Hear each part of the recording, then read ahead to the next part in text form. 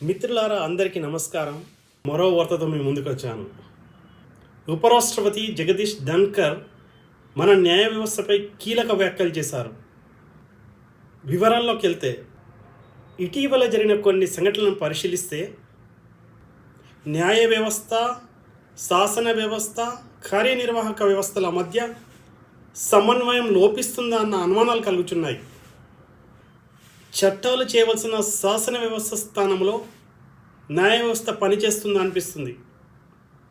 కార్యనిర్వాహక బాధ్యతలు తీసుకుంటుందా అన్న విధంగా పరిస్థితి కనిపిస్తుంది.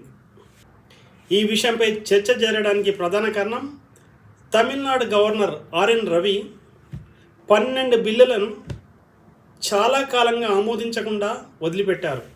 దీనిపై సుప్రీంకోర్టు తీవ్ర అభ్యంతరం వ్యక్తం చేసింది. ఇంకా ఇది సీరియస్ ఇష్యూ అంటూ, ఇది ప్రభుత్వాన్ని పనిచేయని పరిస్థితి అని, ప్రజాస్వామ్యాన్ని గౌరవించాలని స్పష్టం చేసింది.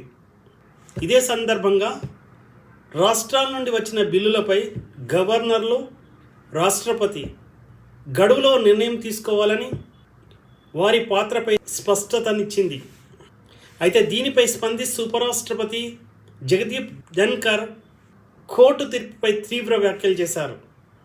సుప్రీంకోర్టు ఏంటి, రాష్ట్రపతికి గడువు విధించడం ఏంటి అని ప్రశ్నించారు. నిజానికి సుప్రీంకోర్టు సుప్రీమా లేదా రాష్ట్రపతి సుప్రీమా దేశంలో అనేది అర్థం కాని ప్రశ్నగా మిగులుతుంది. కొన్ని సందర్భాలలో ఉరిశిక్ష పడిన వ్యక్తిని క్షమించే అధికారము ఒక రాష్ట్రపతికి ఉంటుంది ఈ దేశంలో. సుప్రీంకోర్టు చేసిన ఈ సూచనతో సుప్రీంకోర్టే రాష్ట్రపతిపై అధికారం చెలాయిస్తున్నట్లు అనిపిస్తుంది. అయితే దీనిపై జగదీష్ ధన్కర్ మాట్లాడుతూ, రాష్ట్రపతికి ఆదేశాలు ఇచ్చే అధికారము కోర్టులకు లేదన్నారు. ఆర్టికల్ 142ను ప్రజాస్వామ్య వ్యవస్థపై న్యూక్లియర్ మిసైల్గా అభివర్ణించారు. ఇదొక శక్తివంతమైన ఆయుధమని ఆయన అన్నారు. మరి ఆర్టికల్ 142 అంటే ఏమిటి? సుప్రీంకోర్టు సమగ్ర న్యాయం కోసము అవసరమైన ఉత్తర్వులు జారీ చేసే అధికారం కలిగి ఉన్న నిబంధన ఇది. ఈ పరిణామాలు చూస్తుంటే 3 రాజ్యాంగ వ్యవస్థల మధ్య సమతుల్యతపై ప్రశ్నలు లేవనెత్తుతున్నాయి. ప్రజాస్వామ్యంలో పరస్పర గౌరవము, సహకారం అనివార్యమని భావిస్తున్నాను.